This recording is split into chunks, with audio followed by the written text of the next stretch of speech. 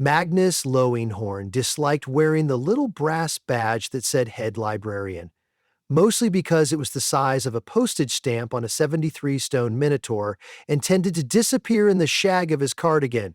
Still, he dutifully pinned it on every morning before stepping into the maze of marginalia, the only library in the realm equipped with shrubbery that sprouted books like berries and rearranged itself whenever it grew bored.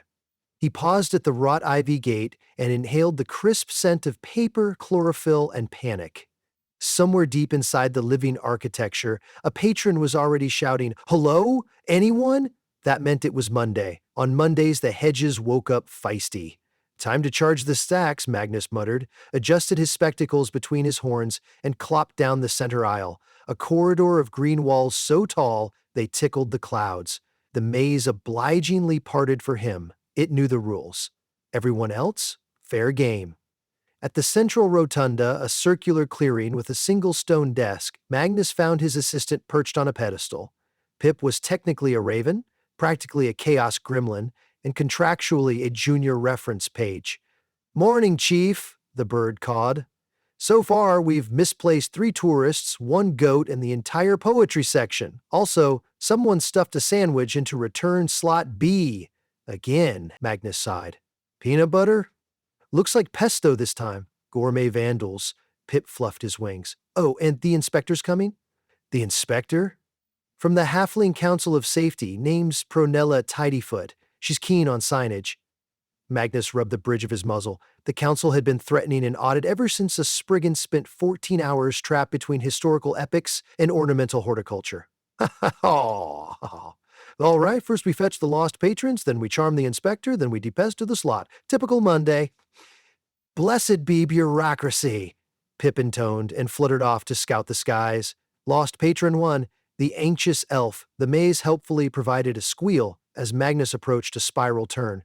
There, wobbling on a marble stool that definitely hadn't been there yesterday, stood an elf in a paisley cloak. "I'm looking for paths not taken, a beginner's guide to forks," the elf said, fingers whirring the edge of his cloak like a fretful violinist. "I took a left at philosophy, a right at floristry, and now I'm somewhere in—" He squinted at a glowing sign overhead that read, "You are probably here." Magnus pulled a brass bell from his pocket, the reference bell, tuned to resonate with unmet information needs. He gave it a soft ding. Instantly the shrubbery rustled, parted, and produced a slender branch bearing a single volume with a trail of breadcrumb-sized leaves down the spine. "Your book, sir." The elf lit up. "Marvelous. How do I exit?" "Follow the leaves. They dissolve at the front gate." "Brilliant." The elf left, leaving behind a faint smell of lavender nerves. 1 down, a goat, and the entire poetry section to go. The uncooperative goat Magnus rounded a corner and found the goat perched on top of a first edition of Legendary Cliffs and How to Fall Off Them. The creature regarded him with the haughty indifference of someone who has eaten card catalogs for breakfast. "Come now," Magnus coaxed, producing a handful of index cards, fiber content. The goat jumped off the book, chomped the cards, and trotted obediently toward an exit corridor. Easy enough, until the maze, sensing sport, slid the corridor 10 feet to the left. The goat vanished with a disgruntled bleat. Magnus pressed 2 fingers to his temple. "Not now, maze. We have an auditor." The hedges rustled in a tone that could only be described as innocent whistling. The inspector arrived. By the time Magnus returned to the rotunda, a halfling woman in a lemon-colored suit was ticking boxes on a clipboard so aggressively the parchment squeaked. "Prunella Tidyfoot, Council of Safety," she announced. "You must be Mr. Lowinghorn. Your welcome mat is a tripping hazard." "It doubles as the Braille catalog," Magnus said. "Patrons can read with their feet." She paused mid-frown, recalculated, and placed a provisional check mark. "I see. Still, the council mandates directional signage every 20 paces. Your maze, to be frank, has almost none." "It has exactly 2, Magnus admitted. "One at the entrance that says enter, and one at the exit that says exit. Anything else is considered a spoiler." Prunella's pen hovered like a guillotine. "We'll discuss." Pip dive-bombed in. "Chief, we've got cross-pollination. Romance is mingling with necromancy again." He spat out a mildewed flower shaped suspiciously like a heart with fangs. Magnus gave the inspector his most reassuring Minotaur smile, which unfortunately showcased incisors the size of sugar tongs. Routine maintenance? Walk with me? She adjusted her spectacles, perhaps calculating the density of muscle between herself and danger, then nodded. Lead on. The poetry section, misadventure. They passed a topiary shaped like an interrogative punctuation mark. Beyond it, Magnus found a clearing carpeted with loose pages. The maze had evidently decided that anthologies made excellent mulch. In the midst sat a gnome, wearing half-moon spectacles and sporting ink stains down his beard. He recited verse to no one in particular. Upon a leaf of shrub so green I lost my rhyme, my self-esteem. Professor Stanza, Magnus interrupted, have you seen the rest of poetry? The gnome gestured grandly to the sky. It ascended. The branches began spouting limericks and floated off like balloons. I was only pausing to pen an elegy. Inspector Tidyfoot scribbled, potential airborne hazard balloon books? Magnus knelt and touched the soil. Fresh root lines curved outward in concentric swirls. They're not airborne. They've migrated.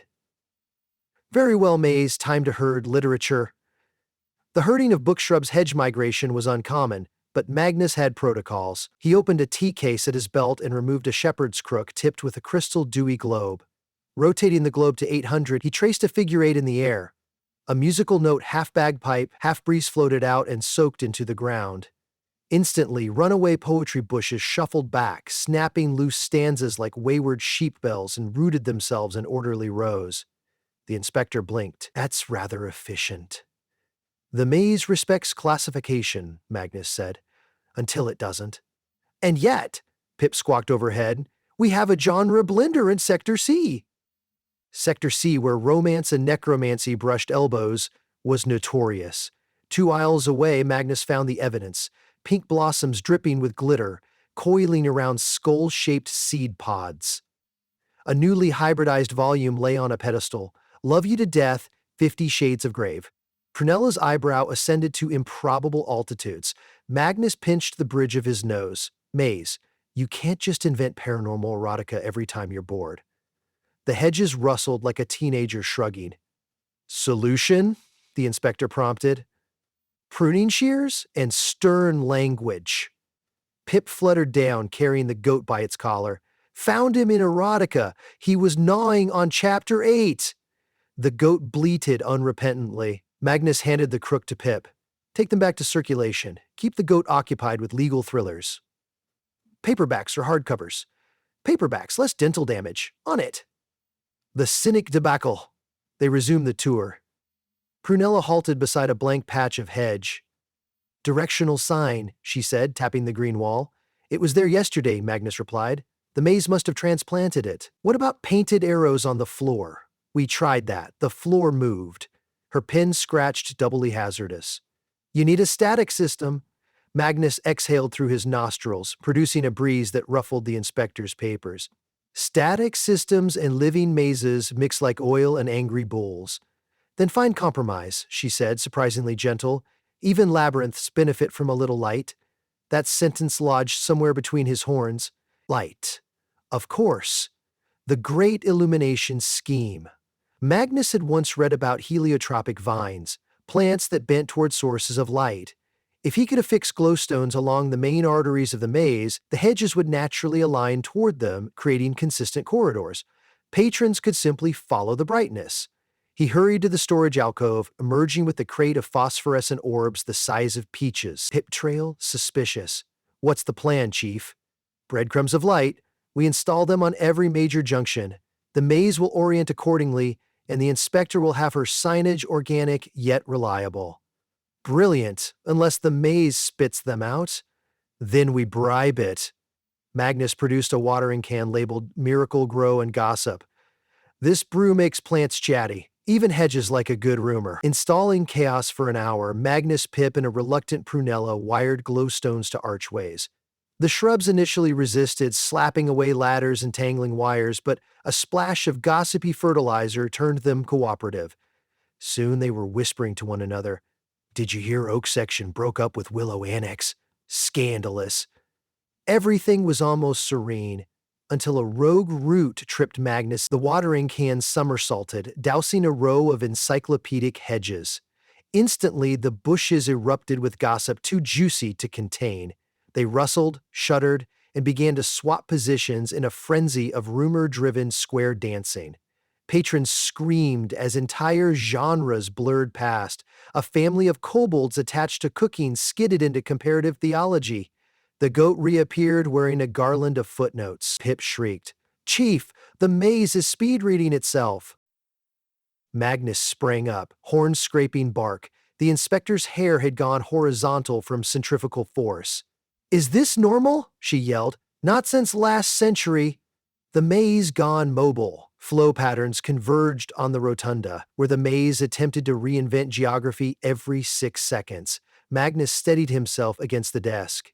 Think, Bull. Think. Labyrinths, by definition, were puzzles. And puzzles loved rules. The maze was breaking its own, intoxicated with gossip energy. He needed to reset it, remind it of its original blueprint. Magnus drew a deep breath and bellowed a single librarian's command, amplified by Minotaur lungs. "Index!" The word reverberated like thunder. Every branch froze. Slowly, hedges retreated to their previous positions, ashamed children creeping home before curfew. Papers drifted down like contrite snowflakes. The goat spat out a bibliography. Magnus dusted his cardigan. "Apologies, momentary exuberance." Prunella leaned against the desk, wide-eyed but unbroken. "You?" shouted the entire building into submission.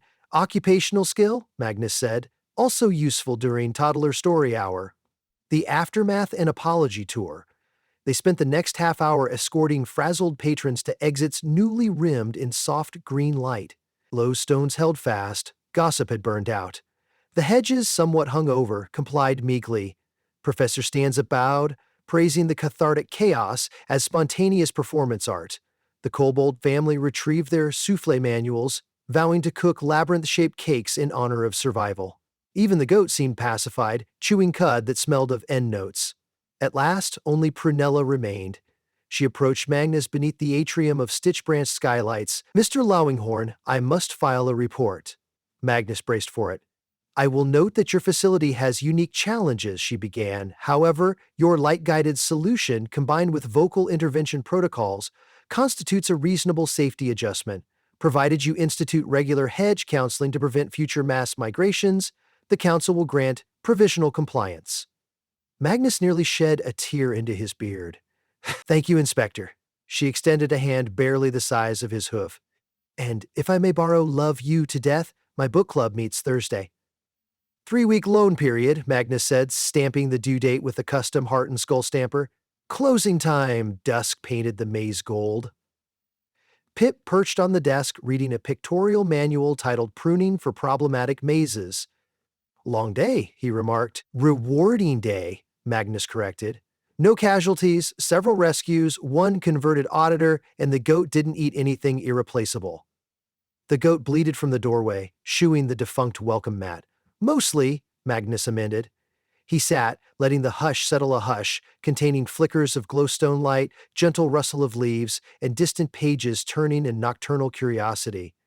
"Do you ever wish we worked in an ordinary building?" Pip asked. "And miss all this?" Magnus gestured to the living library, the twinkling paths, the very air humming with potential narratives. "Chaos is just another word for cataloging yet to happen."